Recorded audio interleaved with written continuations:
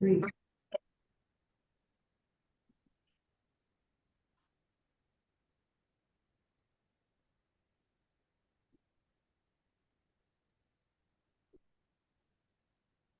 All right. Sounds like the sound is okay. All right. Okay. I think it's gonna happen. We're gonna be able to technologically have this meeting, and so let's get started. Our subject today is the question of an entity we call the Northern Neck. We call ourselves Northern Neck Partnership of Pastors. Okay. No, And No. Dwayne, please pass that down to him. no, Tom, that's not the name. That's not.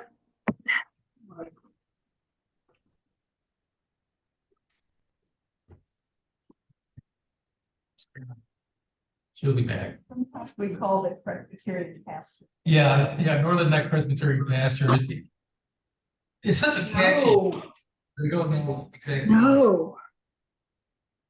No. But we need to put that on screen now. Vice Okay, let me. partnership with pastors shows here.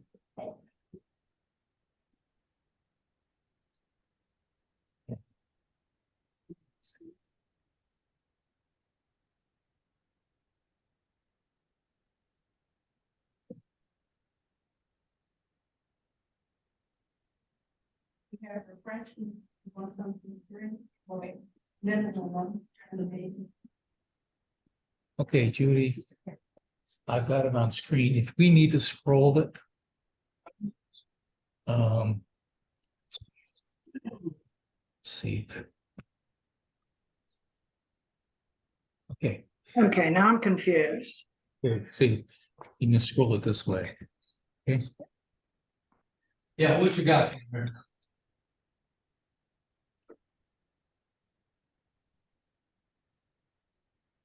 Karen, What? you were confused. I'm recused? Confused? See, see, Did you say that you were confused?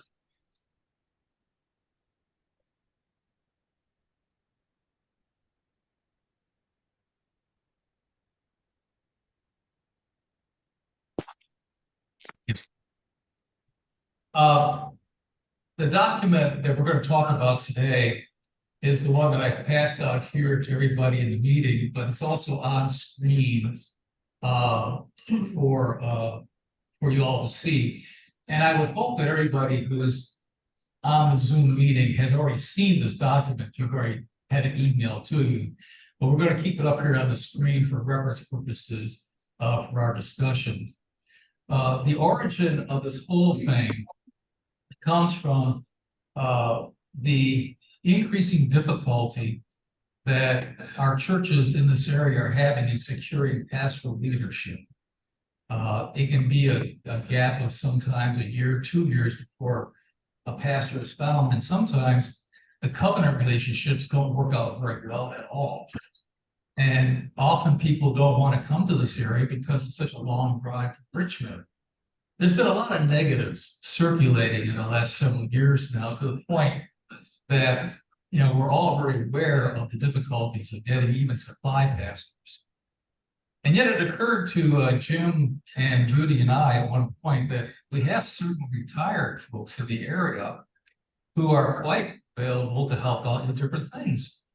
And we looked around a little further, we found there are about 8 pastors and 2 persons who are candidates for commission pastor to be involved in this effort of helping supply pulpits at the very least, and maybe doing other functions within the churches to help them in their ministries. So this combination of the difficulty of finding pastoral leadership combined with a surplus of folks in the area who are willing to do something has led to this idea that maybe this organization, the NNPP, or this association, is not quite an organization, that's out by us. But this association of several interested folks who would like to help out has created this idea that maybe this is a possibility for us as churches to take advantage of. So the purpose of our meeting today is really to focus on the question solely in that this is such a new idea. It's such an odd idea because it doesn't really exist anywhere else in our presbytery. Of having a local group sort of help out local churches. What are some of the advantages or disadvantages we might see in implementing this kind of an idea? Should it be approved at the presbytery level? I mean, we're in dialogue with the committee on okay, good. It's on my turn. I muted myself. Have you been okay, Yeah. thank you. That we're in dialogue with the committee on ministry on this because, we don't want to do anything like, sneaky. This is not meant to be sneaky. We're meant to be partners with committee on ministry on this. And we hope that COM can see us as a valued asset to help the churches of our area to move more quickly, finding, say, moderators of session, there's a vacancy, perhaps supplying pulpits, perhaps offering leadership in other areas, so education, training of elders, the list goes on. There's a number of things that we could be doing to help out, especially on a short-term basis. No, for a few months, maybe at the longest, maybe a month, who knows. But helping churches in their transitions and helping churches to meet the needs of leadership that they might not be able to get through covenant pastors. We really only have one church in the area that is viable at this point for having a full-time installed pastor. That's Campbell Church. They're in the position they can do that, but the other churches really are not in that position. So, enough of the introduction. I invite us now to ask questions, share thoughts, and let's get started. So I open up the floor for discussion. Brenda. I know this is an association of Presbyterian pastors, but wouldn't it behoove the group to have other retired pastors that aren't necessarily Presbyterian that could help it and benefit as we do here at Mill? Yeah. That's certainly a possibility. One of the problems that we have, of course, is that pastors who are not Presbyterian are by and large not able to administer the sacraments in a Presbyterian church. And so we need to keep that distinction very clear. If there's a retired pastor who wants to be part of this group, certainly pulpit supply will be a possibility. If there's no real restriction about that for a one-off type pulpit supply. But if there becomes a pulpit supply engagement that goes longer than a few weeks, then there needs to be a clearing through committee on ministry in order to validate that person for that service. So there's some caution in there. It's not totally exclusive, Brenda, but it's not the same thing as, come on, join the party, the more the merrier. There is some filtering that needs to go on. There will be some limitations. Judy and Jim, I'm talking here. Yeah, here. We have a Lutheran church at Campbell that shares our space. Lutheran pastors of the ELCA are permitted to observe sacraments and lead worship without any special permission giving. It's true of Congregationalist pastors, and there are 2 or 3 other UCC pastors. They would need to be approved if they're going to move beyond filling the pulpit on occasion. They would need to be on our presbytery's supply list for preaching and the pulpit supply list, so they would still need to be vetted, but there'd be no inhibition by our polity. So there are possibilities there. Hey, Judy, anything to contribute? Good question. Does everyone know how we do it here? Everyone know how it's done here at Melvin? Yeah, here at Melbourne, we have the issue of, I'm not here every single Sunday. I'm here 2 Sundays a month, and so we do have an arrangement with a Methodist pastor who comes up just twice a month. His name is Alan Rock. He's the chaplain at the Rappahannock General Hospital. And Alan, because he is on a regular preaching basis here, has been approved by the Committee on Ministry. He has gone through the vetting process, has been approved. So that's a good example maybe of what we're talking about. So, yeah. Invite him to be part of the NNPP. But can he do communion? He's not allowed to do communion? That is correct.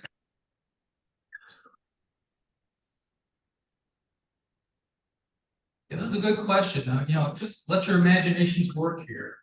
The question is, how do you see this NNPP being of benefit to your church? Forget global Christianity. Your congregation. Do you see that this could be a possibility?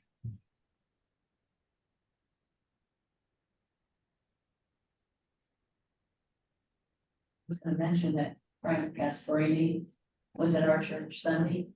And he preaches for you all on the 5th Sunday, I believe. Yes. He's an elder, not a pastor.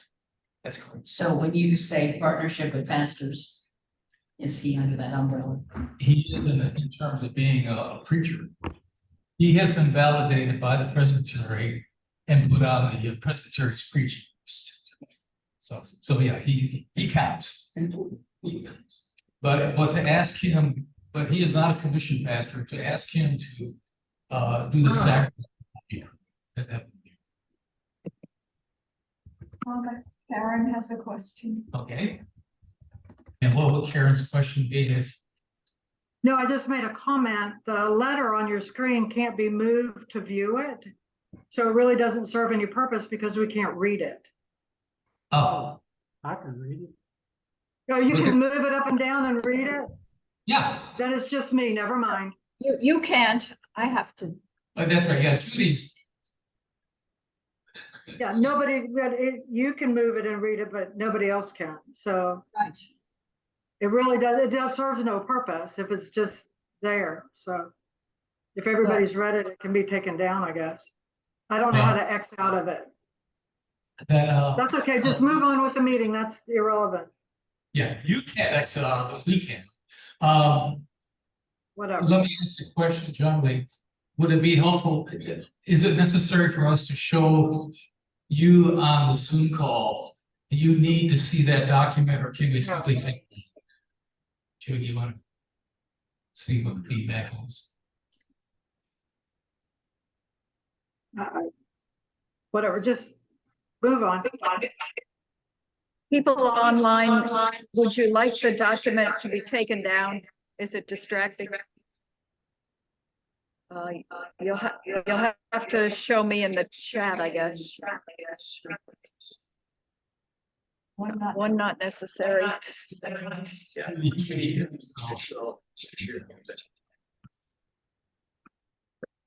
What did you find out?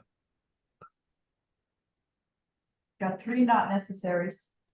And me. Yeah, I counted you. Okay, so we'll go ahead and take it down then. Okay. Well, yeah, can you do that? Be quicker if you would, though. Yeah.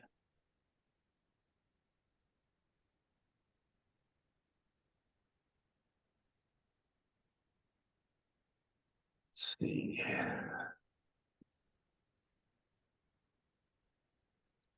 Oh, how do we stop sharing?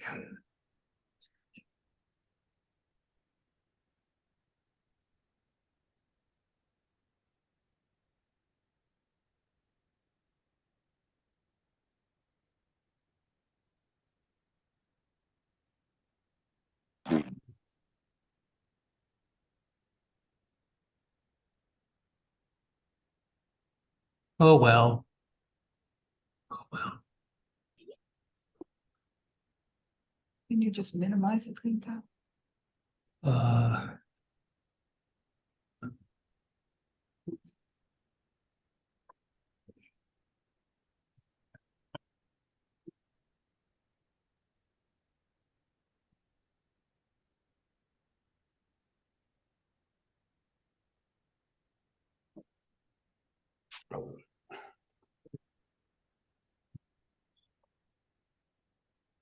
I'm going off this thing at 2 o'clock. I want to watch John's.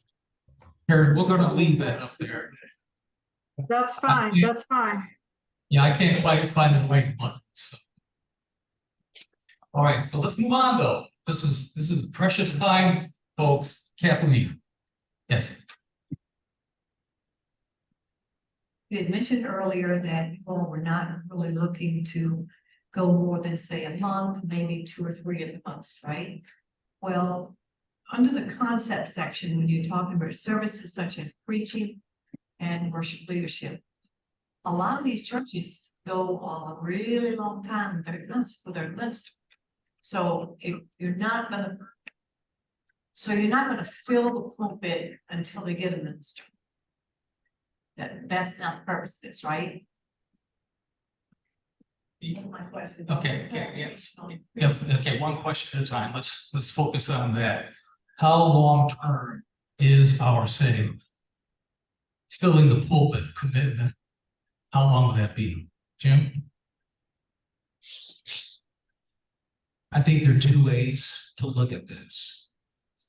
If Tom did not have another pastor to fill in the other 2 weeks, then the church would need to find those folks. So you could have Tom, you could have a covenant pastor and use the partnership to identify those people who step in for the Sundays Tom may not be here. One of the benefits to this is the uninterrupted continuity of having worship, so that if a pastor was ill or needed to go on vacation, one of the aspects of working for retired pastors, most retired pastors do not want to fill pulpits 4 Sundays a month.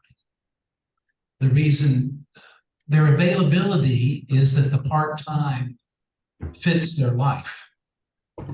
But it does mean that if you have a part-time pastor, you need backup. And sometimes that would be one other person like Milden, but a church might need more. You might have one pastor twice a month and 2 pastors once a month. What this model allows for is an infinite variety of ways of ensuring that your worship is not interrupted. And if you have a covenant pastor, a pastor that's beloved and lets you know they're moving to Wyoming, you're not thrown into disarray. Here is a company of pastors that would come together and work with you to ensure that your worship continues. So the continuity and the energy and the momentum are the stability is continues. That's one of the really important parts of this, is you don't have to be thrown into kind of a state of what are we going to do? With a little notice, we can ensure that there'll always be someone there for you. And I like to use the idea of ministerial services, whether it's a preaching or a pastoral care event, or you need to ordain or train your new elders. All of those things can be provided. Does that help, Kathleen? Okay, Judy, you said Karen has a question? Yeah. You want me to read it? Let's try it. No, it was a direct comment to Judy. It's not a question for the group. Okay, I have a question as far as, if this is allowed to happen and Presbytery approves of this, would it be something that our church, for instance, we're calling pastor after pastor after pastor because we're without a pastor right now. Could we go to you all? And you say, okay, well, so-and-so is available for 3 weeks or every other week. So we would go to you instead of calling all these different people. And all those people wouldn't be getting all those calls either. One thing I've come to appreciate over the years is the dread that falls upon the session when the pastor leaves. And I hear story after story of, I can't get anybody to come down to the 13th. Who's going to do it? This would help address that. But to your question, Kathy, I would hope that at some point, COM, Committee on Ministry, would so embrace the membership of the NNPP that we could go ahead and do extended engagements while the search is going on. And that we don't have to be, have contracts approved and all of that, because we're a trusted group. That would help. Yeah. Now, the stipulation I've learned is that if you're doing pastoral services for any length of time, it does need committee on ministry approval. In other words, a session needs to appeal to COM saying, we want Pastor so-and-so to do this sort of thing for the next 2 months or 3 months. And that's good. I support that. But wouldn't it be nice if we had a blanket approval from COM as a group, so that we wouldn't have to go through all of that negotiation every time, but really we could easily fit in so that we could move on, keep the church programming going, the worship going, while the search goes on then for a pastor to come in and actually assume many of those responsibilities. Jim? This would function as the interim process. That would be one of the things we would hope, so that you have available a variety of folks that could fill those interim tasks with you. I think that's another. I think the other thing that becomes obvious is there's some things that churches would do well to do together. If you have new officers, new elders, be nice for us all together and do that officer training. If your clerks want to get together and compare notes about clerking, if your treasurers want to get together and compare notes, then all of a sudden you're building colleagues. This is exactly what a presbytery is intended to do. So I think it's not totally unfair to say this is a small expression of a presbytery.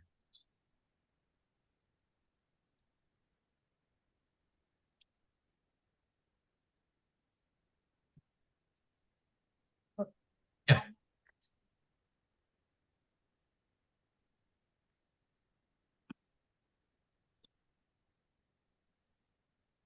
This is from Sally Kovacs. Would NNPP pastors be available to moderate session meetings? Yeah, that's a concern. I would hope so. That's one of the advantages of doing this, is that, again, finding moderators when there's no pastor can be as challenging as finding a covenant pastor. I live in Richmond. I'm not going to travel to Kilmarnock to moderate a session.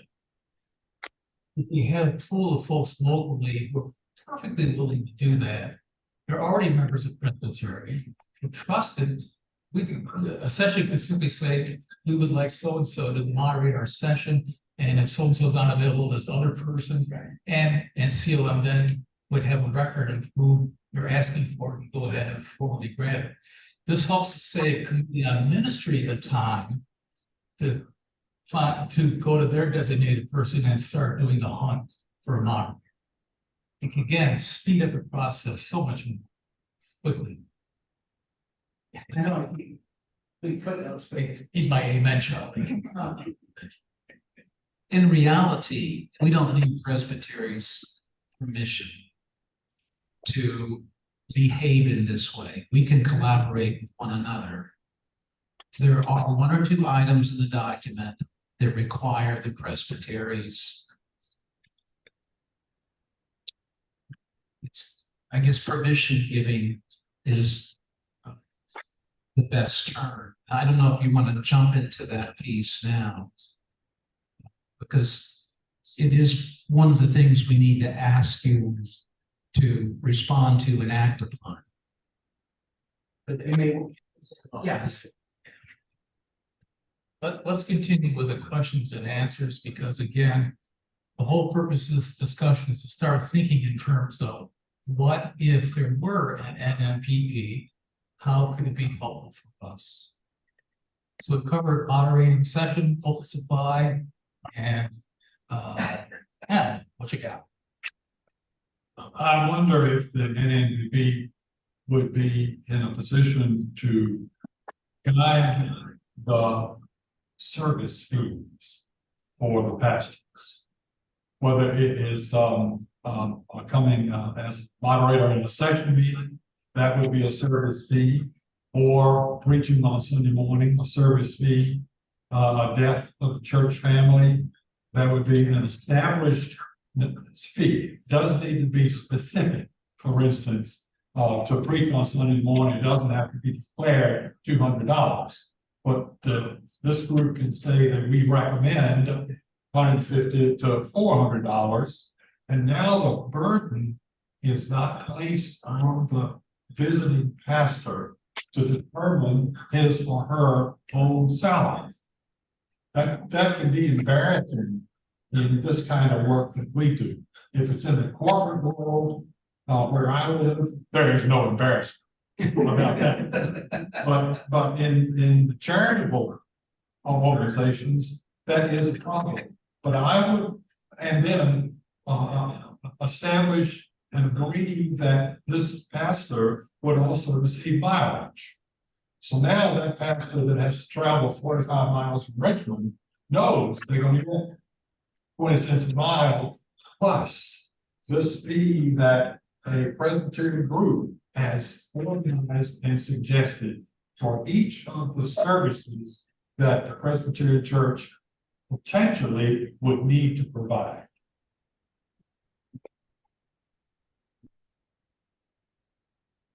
Judy, do you have any comment on that? Yep. I figure you're in CPR, you're fairly close to these kinds of questions.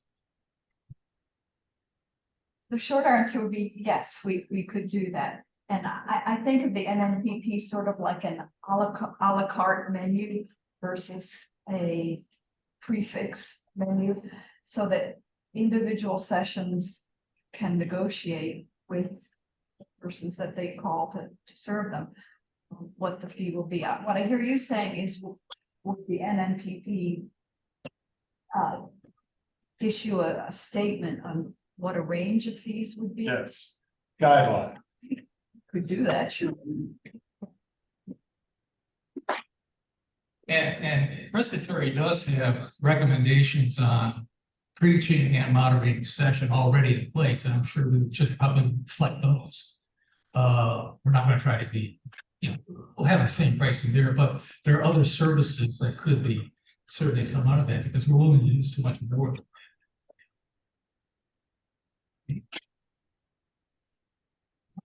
These are good questions. I have a question from St. James. Yes, John. Okay, let's get down to some basics. What's it going to cost us? We are a congregation. We have a budget of around $16,000 per calendar year, and it's spent primarily on three things: minister's salary on a covenant, the property insurance, and the power bill. That's it. So if we get it, I understand the concept, but and maybe it's too early for the question, but at the same time, you can see in St. James's position, it means a lot. I'll be quiet. John, I think I remember from a prior meeting, you mentioned that, with the current arrangement, at your church, that there is some question about, pastoral care in that your, pastor travels a great distance to come to be with you, that perhaps that area of pastoral care has gone wanting a little bit. I could see that within the pool of talent we have, that there might be somebody who'd be willing to contract with you all to do some of the pastoral care items, to help make up for what your regular covenant pastor cannot really do, due to distance and time limitations. That would of course cost a little extra, but that's something that the session could work out with whoever you want to contract with. That's one example I can think of. Unless you were to reduce, I don't know, it gets into, if you have a relationship that ends, say the covenant pastor you have now ends his association with you, and you're in the position then of trying to find leadership. That's where the NNPP perhaps offers some, at least for temporary time, a collective of leadership for your church that would probably cost less than what you're paying at this point over the short term, but it allows you time to also be searching for a new covenant pastor who can step in and handle, the responsibilities that pastor needs to do. Am I being helpful? Somewhat, but I didn't hear any firm numbers, and so my imagination just goes wild, and that's not a good thing. Yeah. But, In all fairness, I think in all fairness, probably you have to do, maybe some of us will volunteer our activities where we are, or called to do, but assume at the top that it would be a contracted relationship or a compensated relationship, just for starters. If it becomes volunteer, that's the pastor's choice. But otherwise, assume that there will be a compensation, so be brave to talk about it. And Jim, and Jim is saying amen, so.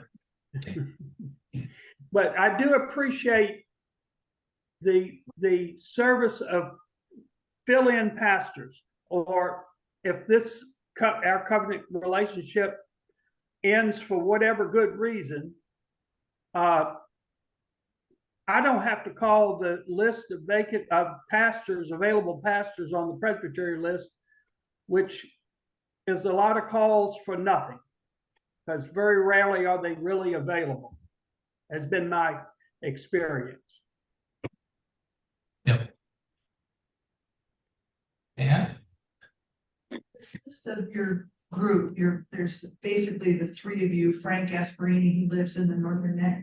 Has any research been done for the other three churches that are on the other side of the river? For retired ministers in your area that could be added to your roster? no, See, Nikki. could we do it? Yeah, Yeah. yeah, Vicky Burdock, the Tappahannock, yeah. But she's not allowed to preach in our church because she was the retiring pastor. Here we go. And plus you bring up the sticky wicket.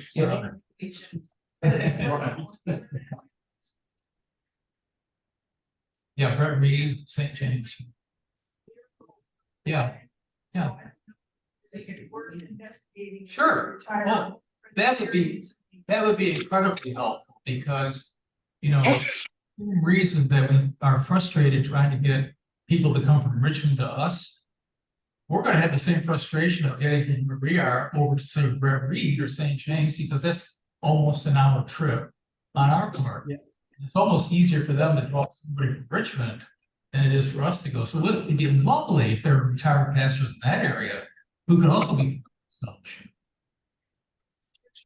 Across the river for us is Rappahannock, but across that river is Matthews, Middlesex, Gloucester.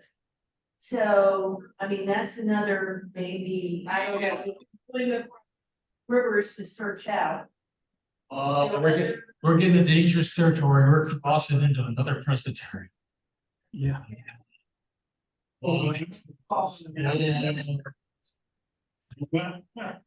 Don't mess with them over in Piva. Say NNPP, Northern Neck excludes Vicky. No, no. We think of Tappahannock as part of the greater Northern. They said, isn't it Northern Neck in Essex County? It's And in just greater northern neck. Okay, I just. We may need to do a name change. The GNNP.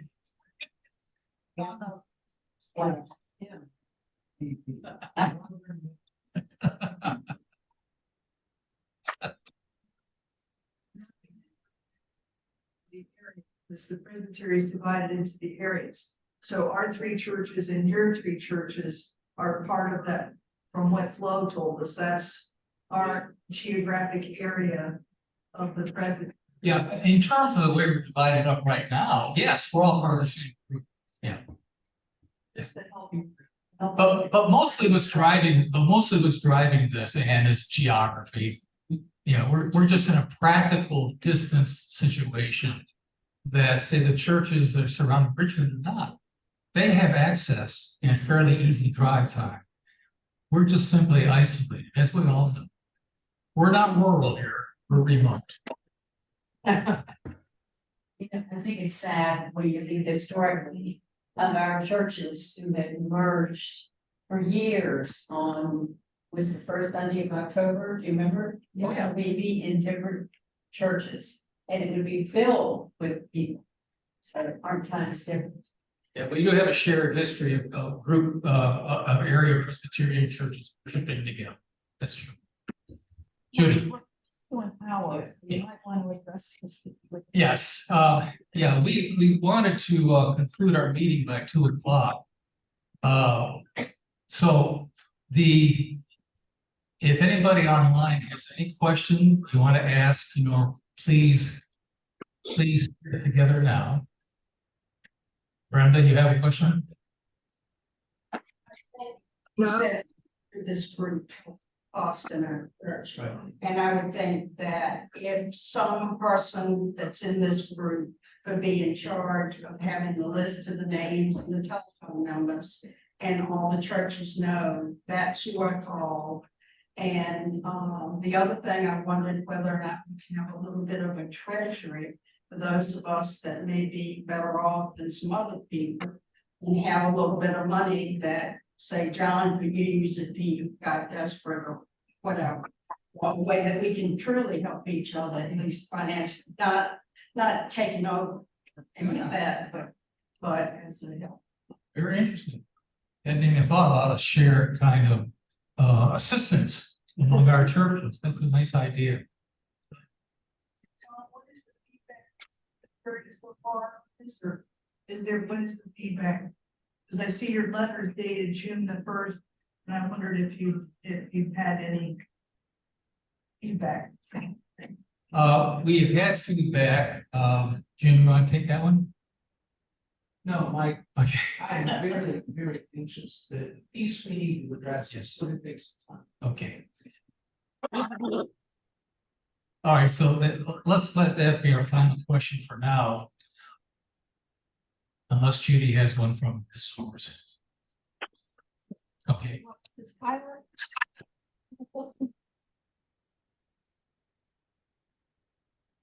Well, while you're working on that, to address Ann's question, what was your question? Oh, we have introduced this to the Presbytery, to Commission on Ministry and their subcommittee CPR. They've looked at it. Actually, tomorrow, they're going to sit down and really study this document and their feelings about this. And that's why we're so glad that Susan Steinberg has joined us today, because she chairs the subcommittee that's going to start with us first, and then move that along to the Committee on Ministry in the afternoon. So we're hoping that they improve. We hope they'll ask questions.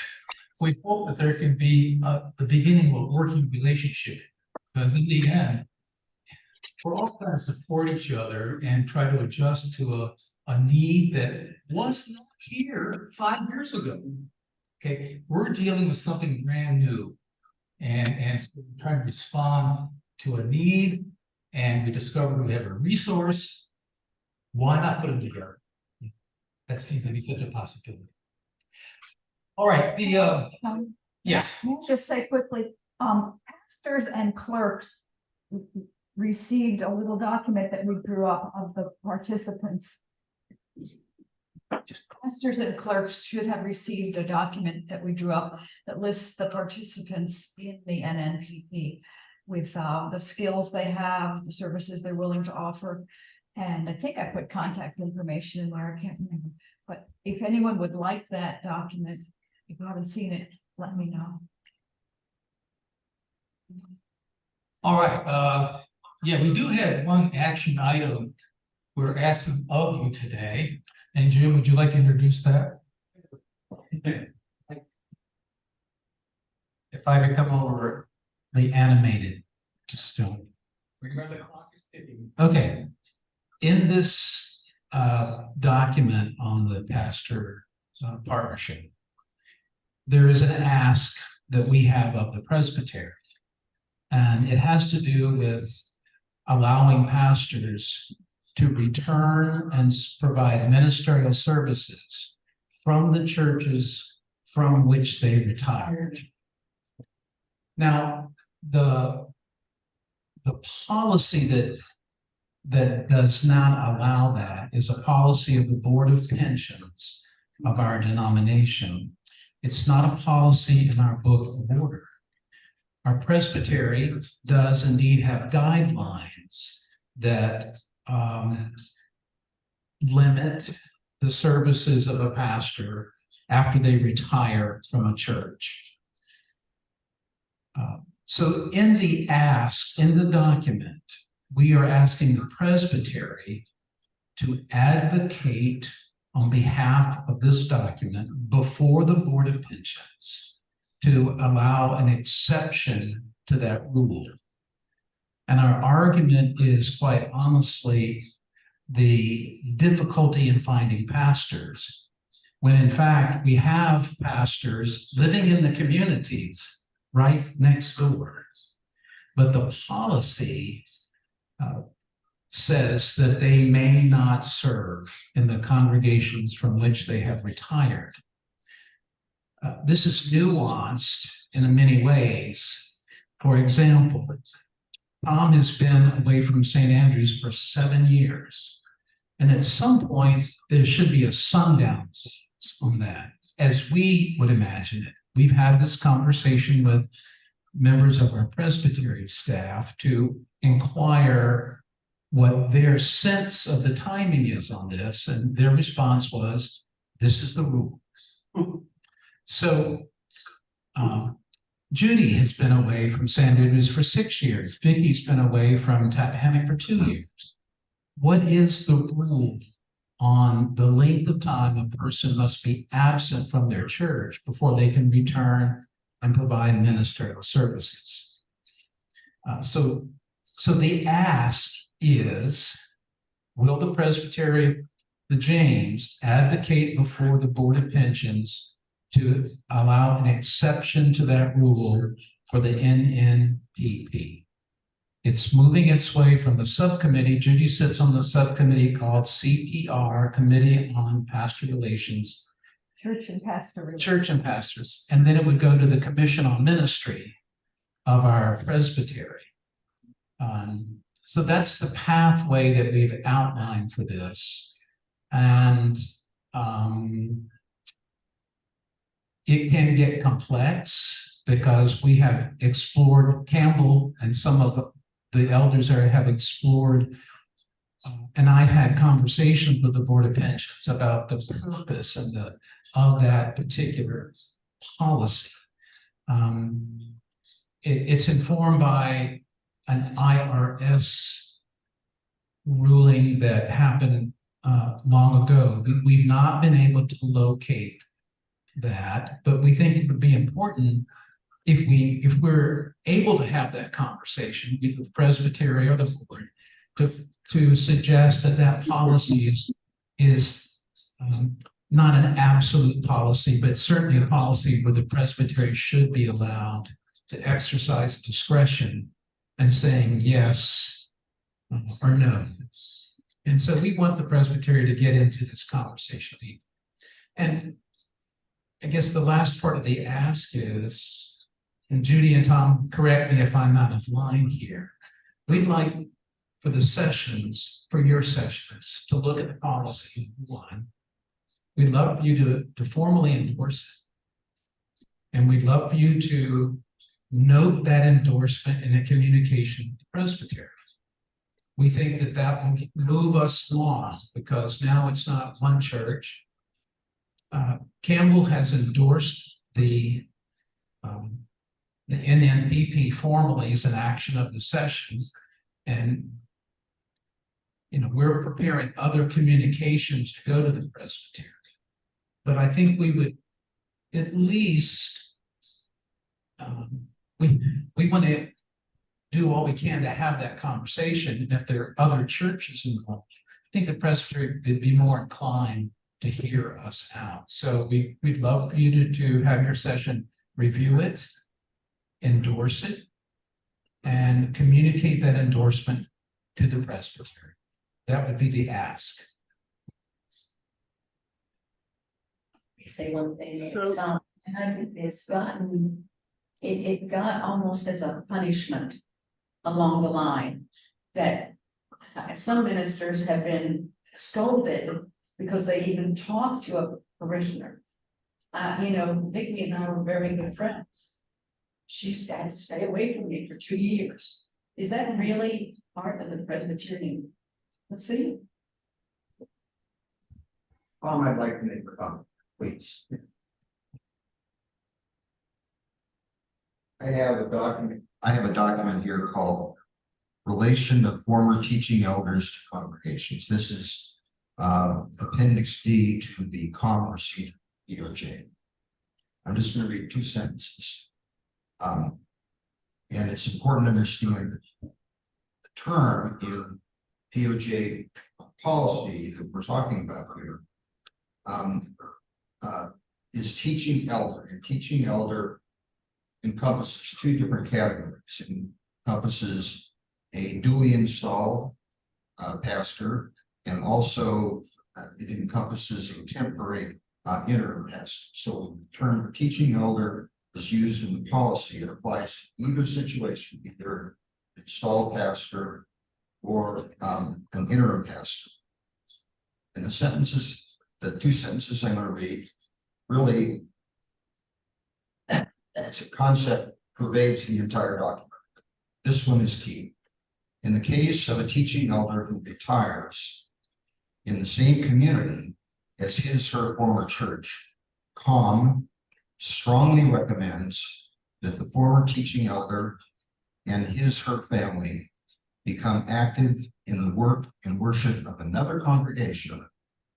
Remaining in the same congregation leads to tensions and difficulties which no one intends, but nevertheless cannot be avoided. So it is clear, absolutely clear, that this policy relates to the situation where the departing pastor has to stay clear, because there is right there and then a newly installed pastor or a newly appointed interim pastor.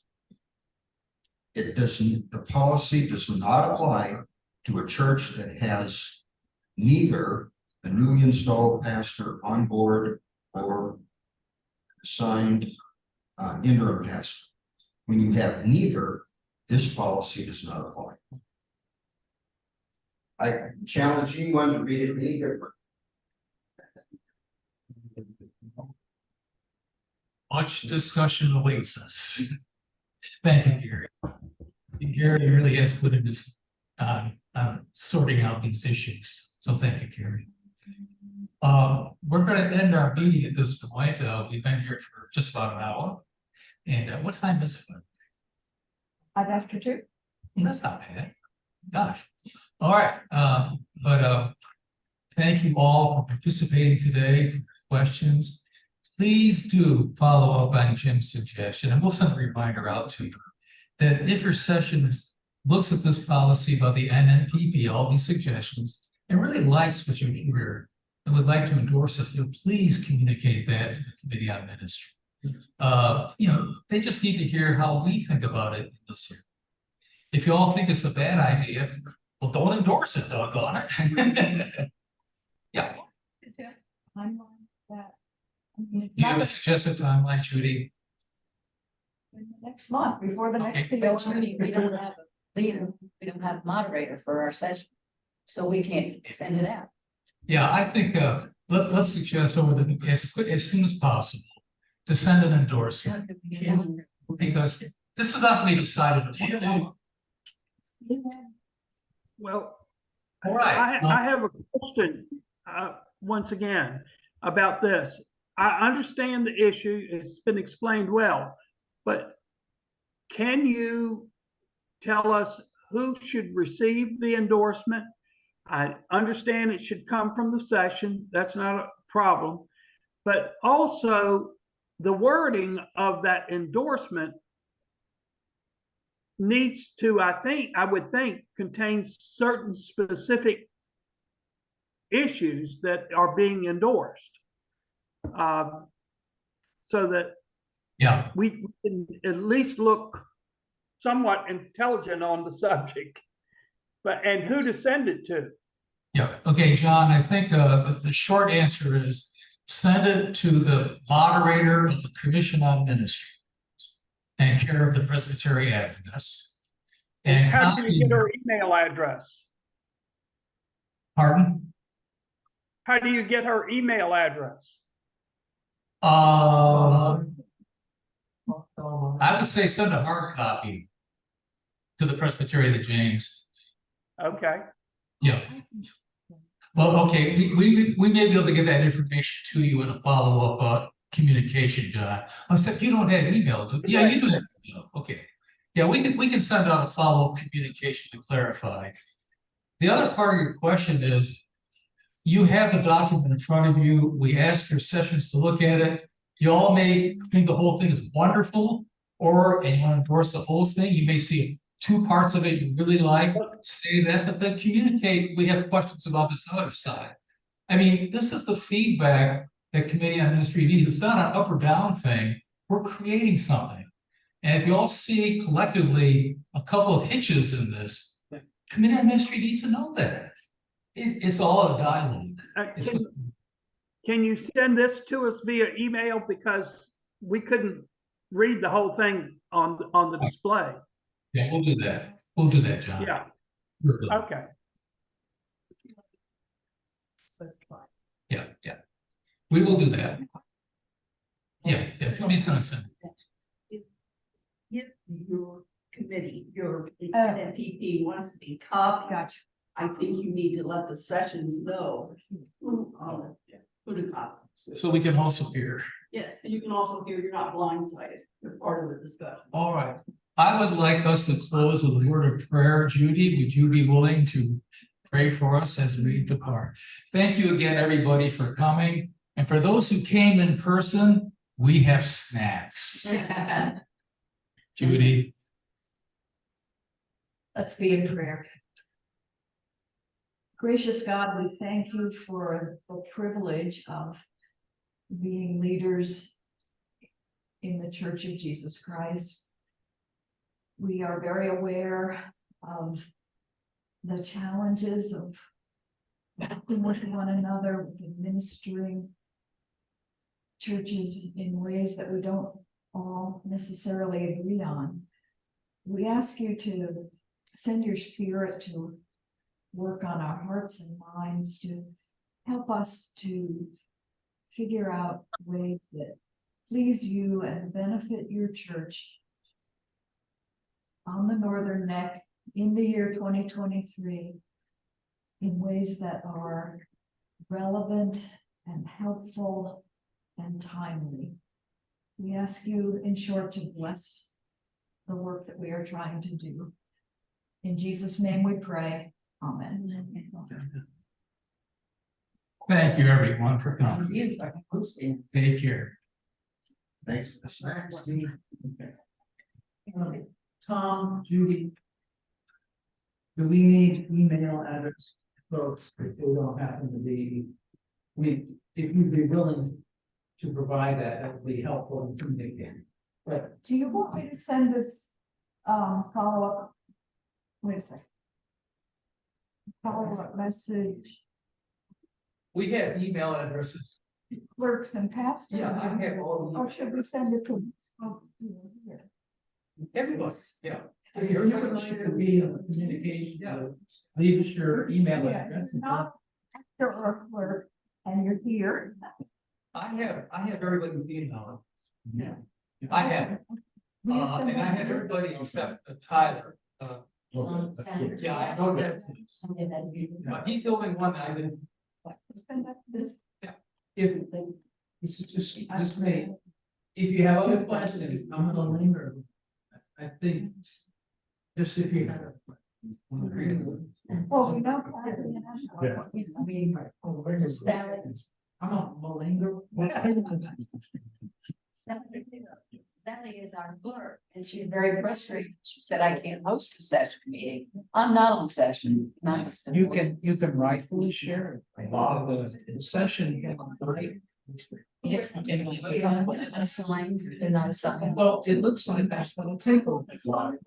Yeah.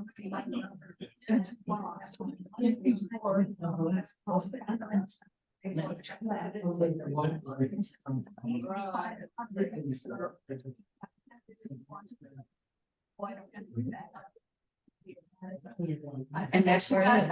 Heard anything? No, and I think Sally, I don't think Sally's still online, but she's really new to our congregation. She came during COVID. And she's almost like, I'm out of here. This is too much for me. You know, all the communication and everything, and you know, that she can't respond. You can, the session can go to this thing.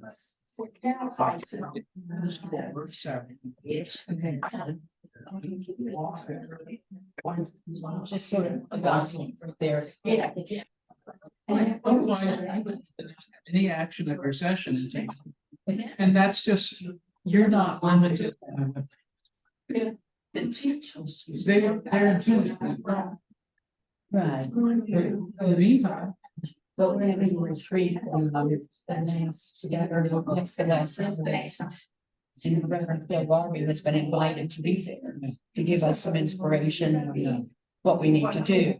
But then still doesn't sign the moderator, but that she can't, she doesn't serve as one, does she? She can, she's already. Who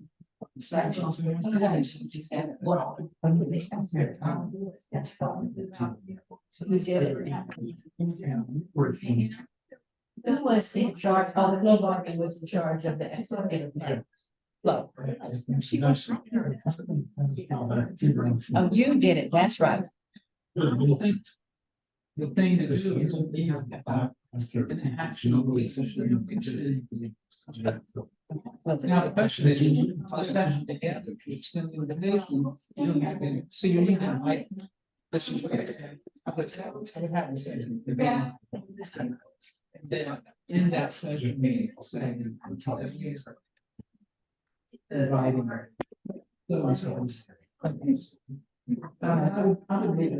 So funny because you just sit there and, you know, Sally's really illustrative about it. Yeah. Okay, that sounds good. And I'll look at those, you know what we can do sometimes if it's not about him, our choir does. It and leads the congregation. I think the last one they were. As we sang it as a solo. I think was it one of the things? I mean, I'll look it up, but in my mind, it was a solo. Because we were trying to build a church, which was a perfect hymn. I love the hymn, yeah. I'll let you know.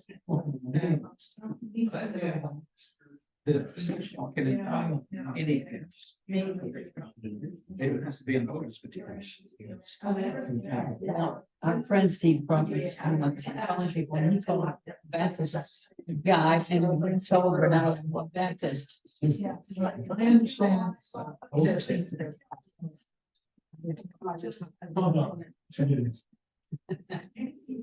Rather than knowing. I always turn gas.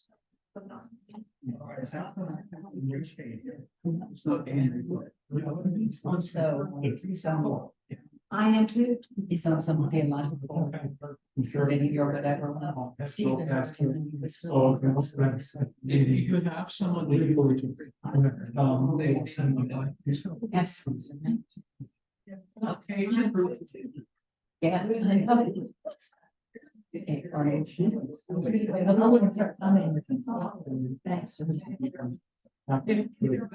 All that is on this side of stuff, and you need to get used to that. Yeah. I see a lot of passport. My grandfather was pretty much over there.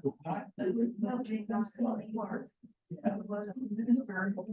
When he was here in the Monterey, he was also a means. Yes, that's right. Yes. But he was also finished in his career. But I don't think at that point. They were doing it. But he did have. I was too young. I thought about it. Was. I don't know why. Did he do all three churches someday? Yeah, so he was. On two of them. Yes. Okay, yeah. This is. I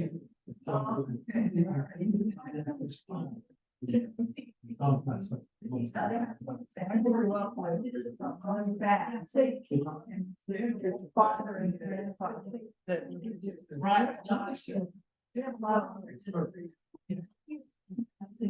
No, Charles, yeah, that's my brother, so I'll be texting him and he will fix something.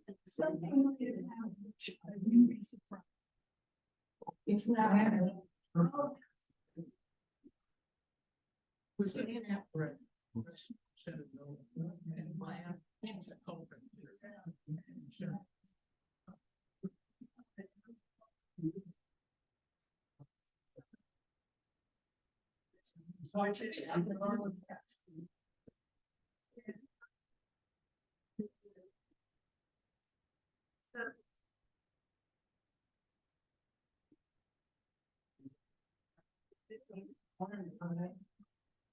Your first.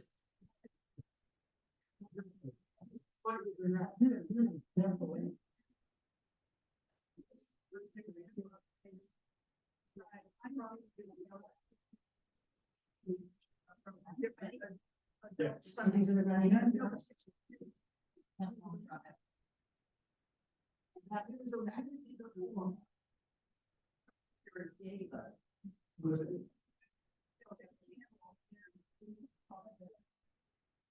Was like Peter, wasn't. It's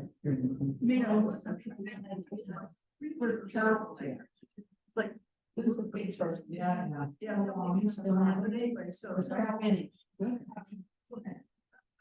There, we had to check. Boy, the wife, one, she had 5 years at 10 with sons. Then, yeah. Who's had the bill? That's not planned. Yeah. Yeah. Make things fit on there. So there's many. So it's more his. And it's also. So. Combine it. The elements of accessibility. Anyway, the three of those. It's not the share business. Okay. Trying to tell she did or has to meet us.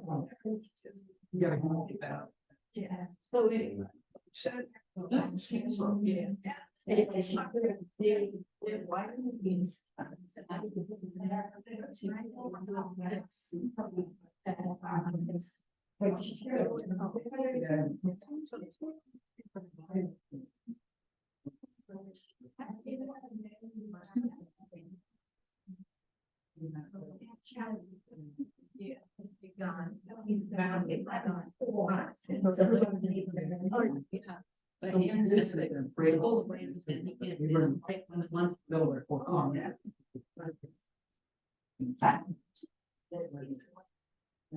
He signed off it that way.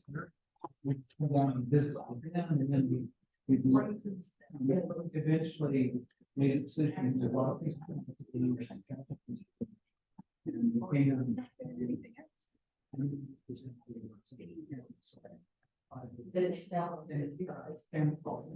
Yeah. Very, that's